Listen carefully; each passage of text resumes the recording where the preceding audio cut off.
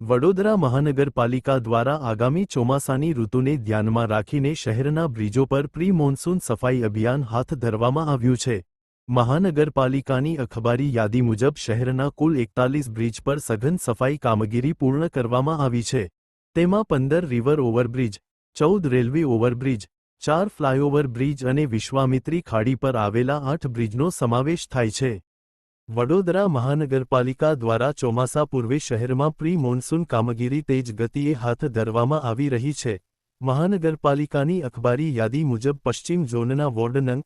12માં અક્ષર ચોક પાસે ઇમ્પેરિયલ હાઇટ્સ નજીક આવેલી વરસાદી કાંસની અંદાજે 40 મીટર સુધી સફાઈ કામગીરી ચાલી રહી છે। આ કામગીરી દરમિયાન અંદાજે 19 ઘન મીટર કચરો બહાર કાઢવામાં આવ્યો છે। વડોદરા મહાનગરપાલિકા દ્વારા દક્ષિણ ઝોનના વોર્ડ નં. 18 વિસ્તારમાં વરસાદી પાણી ભરાવાની સમસ્યાના કાયમી ઉકેલ માટે મહત્વપૂર્ણ કામગીરી હાથ ધરવામાં આવી છે। મહાનગરપાલિકાની અખબારી યાદી મુજબ ઈવા મોલથી શ્રીહરિ પાર્ટી પ્લોટ સુધીના વિસ્તારમાં આવેલી વરસાદી ગટર લાઇન ભારે સિલ્ટિંગ થઈ જવાના કારણે વરસાદી પાણીનો યોગ્ય નિકાલ થતો ન હતો।